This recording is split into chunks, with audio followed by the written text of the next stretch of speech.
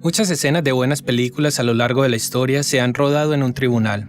Siempre recuerdo la frase, no puedes con la verdad, o fuera de orden. Toda esta corte está fuera de orden. Por eso pensamos que sería una bendición venir a esta corte, para poder hablar y reflexionar un poco sobre cómo el Espíritu Santo guía nuestras vidas. En especial, cómo el Espíritu Santo nos sentencia. Si echamos un vistazo al capítulo 16 de Juan, versículo 7 dice, pero les digo la verdad.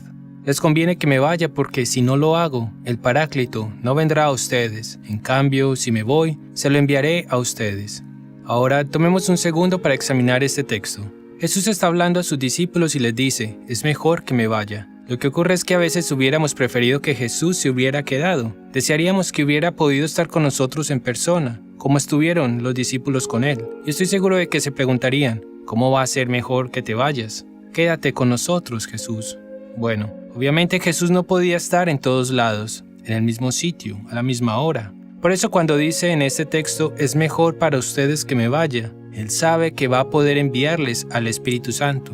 Y sabe que el Espíritu Santo podrá estar presente en todo momento, que ya no habrá momentos en los que Dios esté con nosotros y otros momentos en los que no esté, o que Jesús esté con nosotros unas veces y otras veces no. En vez de eso, el Espíritu de Jesús estará con nosotros en todo momento. Por eso dice, en realidad es mejor que me vaya a casa.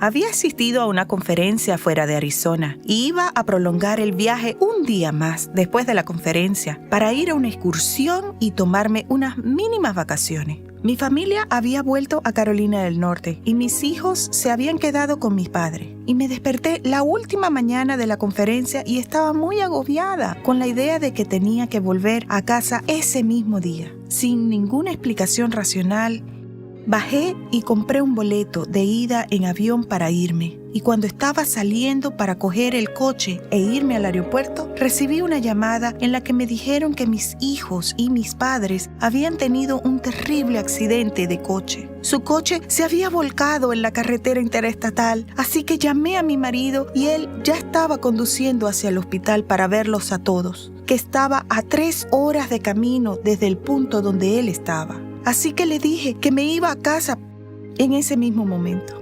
Y me dijo, ¿y qué pasa si no quedan boletos y no puedes coger el vuelo? Y yo le contesté, ya lo tengo.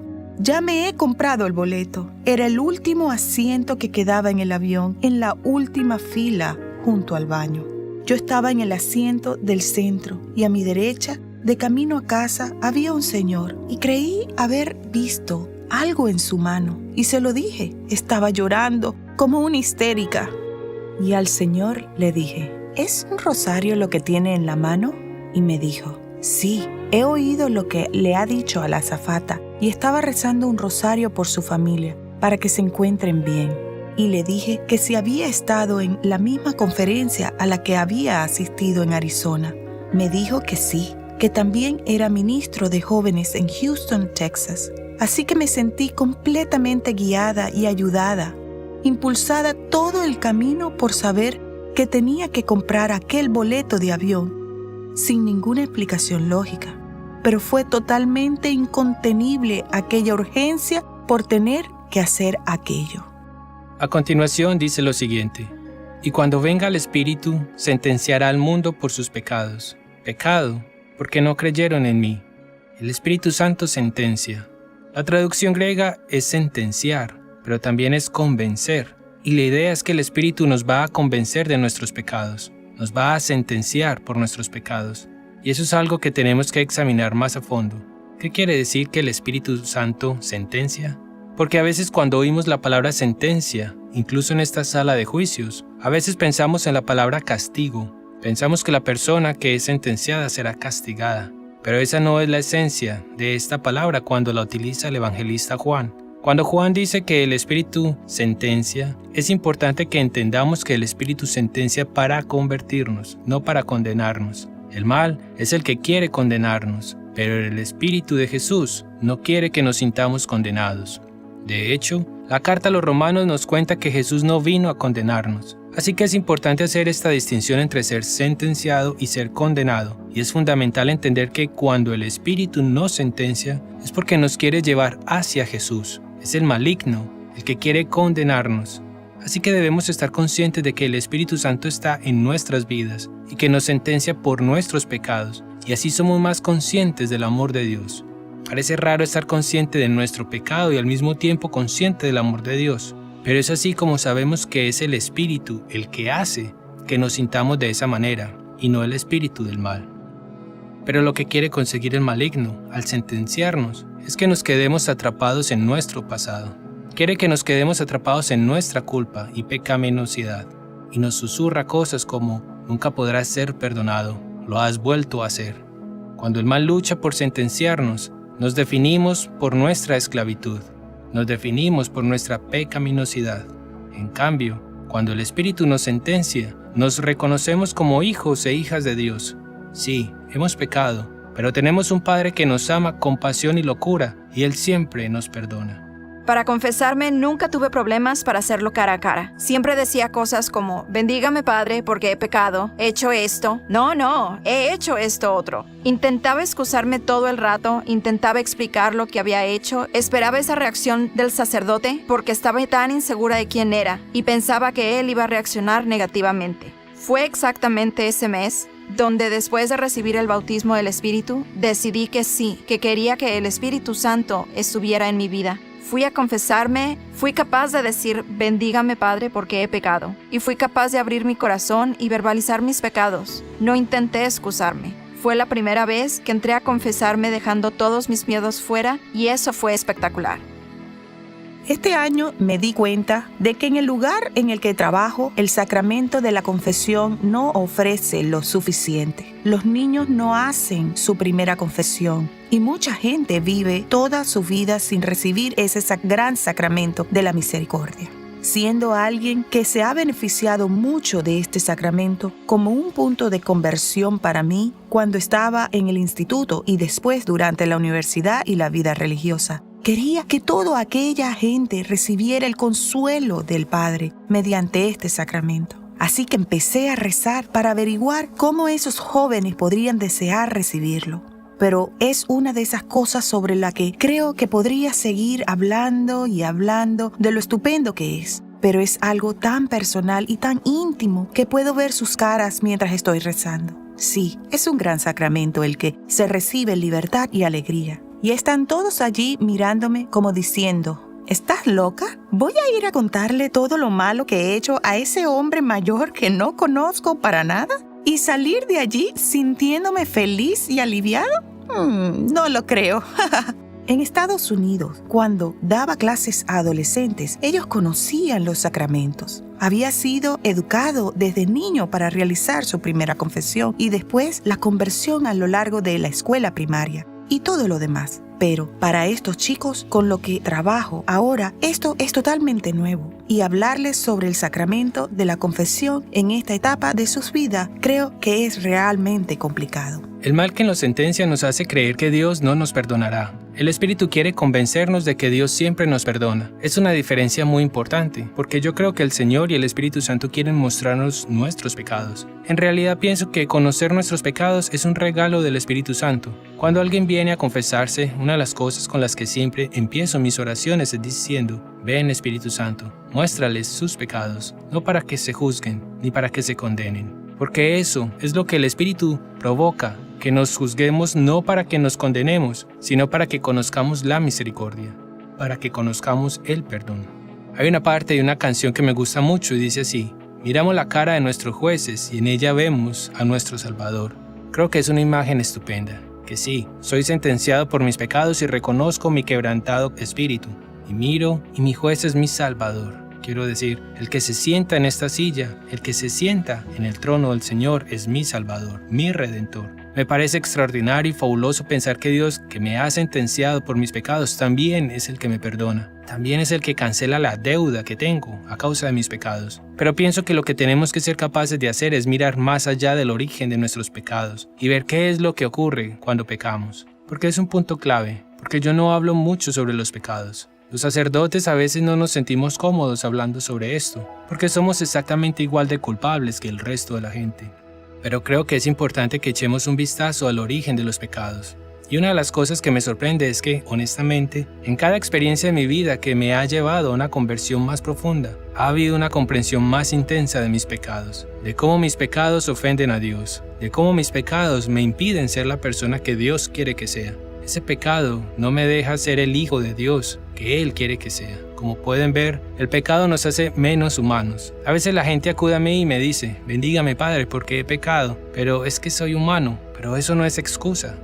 Una noche estaba en la capilla del convento y estábamos rezando las letanías a Nuestra Señora y llegamos al título de María, donde dice, Reina de los confesores, reza por nosotros. Y fue como si el Espíritu Santo me golpeara y me dijera, tú no puedes hacerlo sola, pero yo, con Nuestra Señora Reina de los confesores, puedo hacerlo. Puedo hacer que estos chicos a los que tanto amas deseen recibir el sacramento. Y durante las 2 semanas siguientes comencé a rezar. Ven Espíritu Santo, llena a estos chicos con el deseo de ti, de Nuestra Señora Reina de los Confesores. Por favor, prepáralos para este gran sacramento. Y entonces llegó el día en el que iba a ofrecerles la oportunidad de acudir a una capilla cercana y les dije, chicos, no están obligados a venir, pero voy a ir a confesarme y si ustedes quieren, pueden venir conmigo. Y cuando llegó la hora de irnos, 7 chicos se acercaron a mí y me dijeron que estaban interesados en venir. Y yo no me podía creerlo. Fuimos y fue una experiencia muy positiva para ellos. Todos salieron de allí muy contentos y al final del día este joven me dio la mano y me dijo, hermana, muchas gracias. Ha sido una experiencia maravillosa. Lo único que pensé fue, ¿de dónde viene todo esto? Estos niños que nunca habían oído hablar sobre este sacramento y a pesar de mi mal lenguaje, intentando explicar lo estupendo que era, se había encendido algo en ellos que hizo que desearan participar en ello. Y la verdad es que pienso que aquello no había sido posible tan solo con mi esfuerzo, que el Espíritu Santo tuvo algo que ver en todo eso con Nuestra Señora. Claro, trabajaron mano a mano para que aquellos niños se acercaran a Él.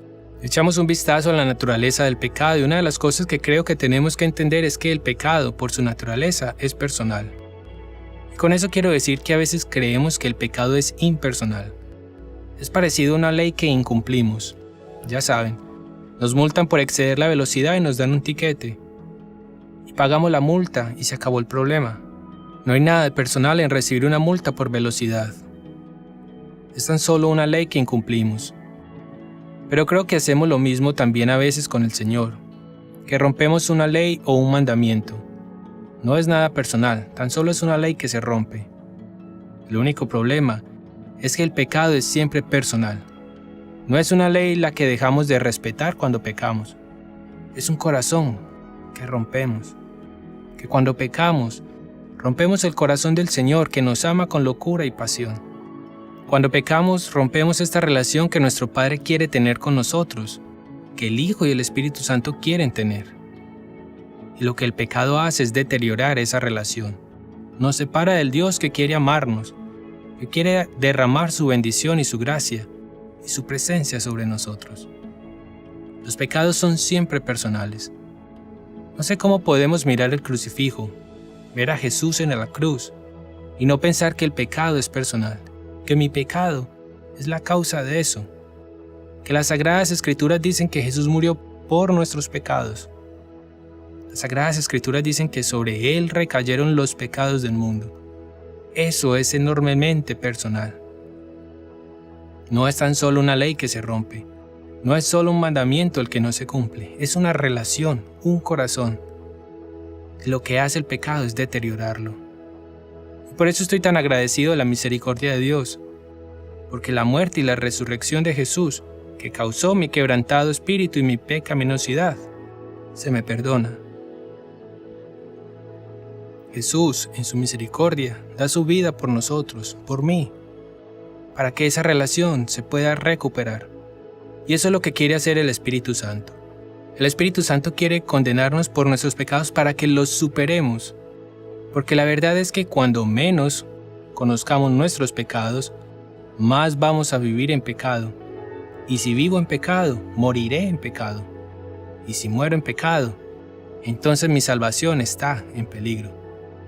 Y porque el Espíritu está presente en mi vida, soy capaz de reconocer mis pecados. Gracias al Espíritu puedo ponerme ante el Señor y decir, muéstrame mis pecados, porque quiero ser liberado de ellos, quiero reconciliarme. Podría decir que la primera vez que sentí al Espíritu Santo de forma muy personal fue hace 4 años. Sí, ya bastante tarde. Bueno, está bien, más vale tarde que nunca, ¿eh? Sí, en verdad, al menos lo he conseguido. Todavía no, pero en eso estoy. Fue más o menos en Navidad y fue en forma de una ancianita completamente vestida de morado. Ella trabajaba en un centro de mujeres en la sección de mujeres indigentes. Sentí que tenía que adoptar a una mujer indigente. Iba a empezar el papeleo y a escribir el cheque. Cuando la llamé le dije, me gustaría adoptar a una mujer. Estaré encantada de entregar el dinero. Ella me miró y me dijo, ¿lo único que importa es el dinero? Me quedé sin saber qué decir. Ella me dijo, dices que quieres adoptar a una mujer. ¿Quieres decir que quieres compartir tu vida con ella? ¿O es solo un fruto de la magia de la Navidad? Esa fue la primera vez que me sentí tocada por algo muy intenso. Ahora miro hacia atrás y estoy segura que fue obra del Espíritu Santo. El Espíritu también nos sentencia por la verdad. De nuevo, echemos un vistazo a Juan 16, versículo 17. Dice, pero cuando Él venga, el Espíritu de la verdad, los guiará hacia la verdad. Vivimos en un mundo que está atravesando una verdadera crisis de la verdad. El mundo de hoy nos dice que lo que tú creas que es verdad, y lo que quieras creer que es verdad, es verdad. Pero lo que es imposible es que dos cosas que son opuestas sean ambas verdad. Pero vivimos en un mundo que ha perdido todo el sentido de la verdad, cualquier sentido objetivo de la verdad. Hemos perdido la noción de que la verdad es algo válido para todos, siempre y bajo toda circunstancia. Creo que hemos perdido el sentido de la verdad en nuestro país, y el saber qué cosas están bien y qué cosas están mal. Hemos perdido la visión de lo que está bien y lo que está mal. Y vivimos en un mundo en el que todo es relativo. Pero cuando Juan dice que el Espíritu nos guiará hacia la verdad, creo que es muy importante para nosotros internalizar eso y pedir para que el Espíritu venga y nos guíe hacia lo que es la verdad.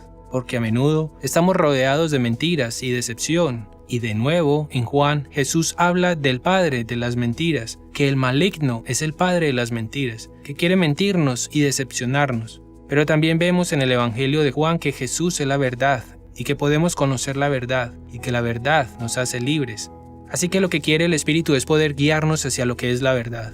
Ahí es donde nos encontramos ahora mismo en nuestro país, y creo que estamos viviendo la estructura real de nuestra sociedad. Cosas que hace 50 años habrían estado mal radicalmente, actualmente son aceptadas. Y no solo aceptadas, sino también celebradas. Creo que el Espíritu Santo quiere instalarse en nuestro corazón y guiarnos hacia este entendimiento de lo que es la verdad. Y esa verdad es un regalo de Dios. Esa verdad se puede conocer, esa verdad procede de Dios. No es verdad porque yo lo crea, es verdad porque Dios dice que es verdad. Es verdad porque lo dice Dios, que es el camino, la verdad y la vida. Y puedo construir mi vida sobre eso, sobre la verdad de Jesús y la verdad de las enseñanzas de la iglesia. Esta verdad que viene de Dios y de la iglesia es una base firme, exactamente opuesta a la del mal. El mal quiere que todo sea verdad, y eso conduce al caos y a la confusión. El Espíritu de Jesús quiere guiarnos hacia la verdad que nos conduce a la seguridad y nos lleva a la unidad. Experimenté el amor y la verdad al mismo tiempo, muy intensamente, como algo en lo que podía confiar, porque Dios así lo quería. Tenía que ser verdad, aunque a veces nos costaba bastante entender cómo era verdad. No era algo que resultara obvio desde el primer momento, pero era algo que estaba demostrado como verdadero y correcto. Me siento como si viviera en un mundo que está intentando fabricar la alegría, la felicidad, la bondad, pero en realidad esos son regalos del Espíritu Santo. Vivir en esa verdad del Espíritu es algo que nos hace sentir muy libres. Eso es lo que busca todo el mundo. Todos andan en busca de esa paz, esa alegría, esa felicidad. Y eso solo se encuentra viviendo en el Espíritu de la verdad.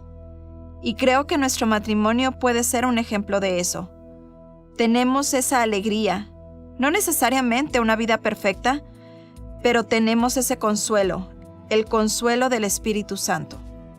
El maligno quiere continuar mintiéndonos, quiere engañarnos, quiere convencernos de que Dios no puede amar, quiere convencernos de que Dios no puede perdonar, quiere convencerlos a ustedes y a mí que no somos buenos, que nunca seremos lo suficiente buenos.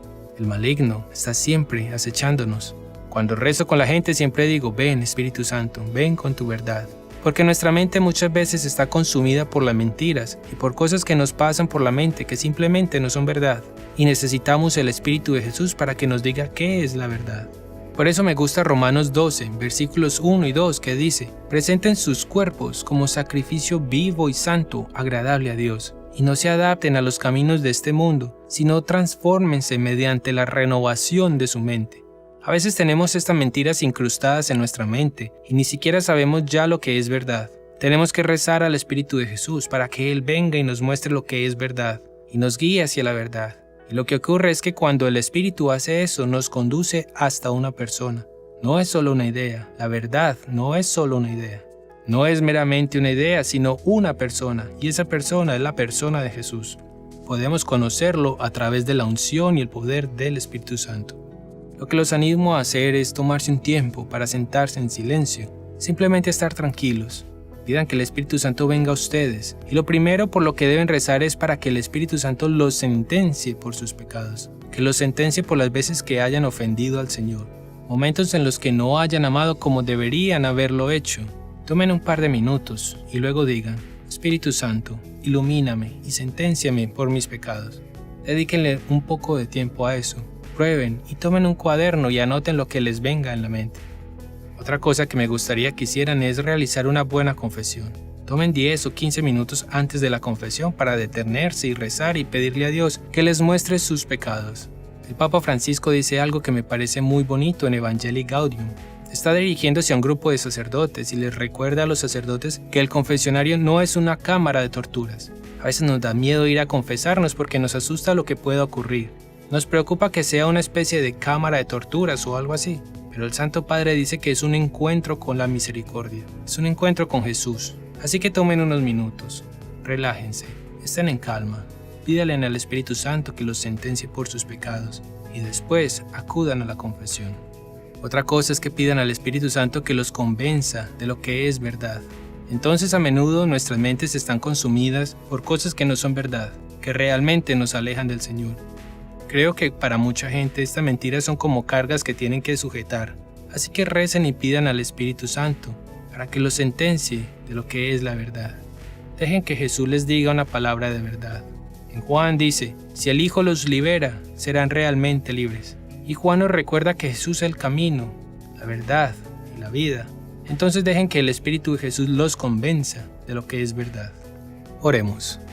Jesús, rezo para que estés presente con tu Espíritu Santo, que te demos permiso para mirar en el fondo de nuestros corazones y nos muestres cuando hemos pecado, cuando no hemos amado, cuando hemos sido impacientes, hemos hablado de otros o hemos sido celosos. Pero Jesús, cuando tu Espíritu nos sentencie, que no sea una carga, que sea una liberación, que no sea un peso que debamos cargar, sino un peso del que nos hayamos liberado. Jesús, con tu Espíritu Santo, senténcianos por nuestros pecados. Junto con María, Madre de Dios, yo los bendigo en el nombre del Padre, del Hijo y del Espíritu Santo. Amén. Oh Spirit, come. Oh Spirit, come. Oh Spirit, come. Oh Spirit, come. Oh Spirit, come.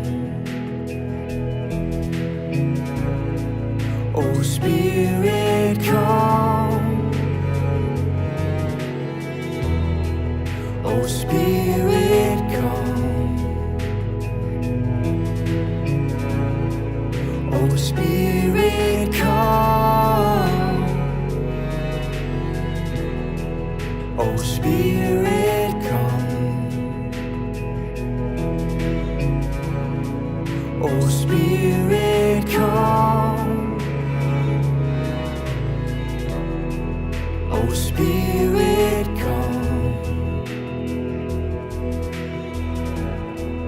Oh Spirit, come. Spirit, come. Oh Spirit, come. Oh Spirit.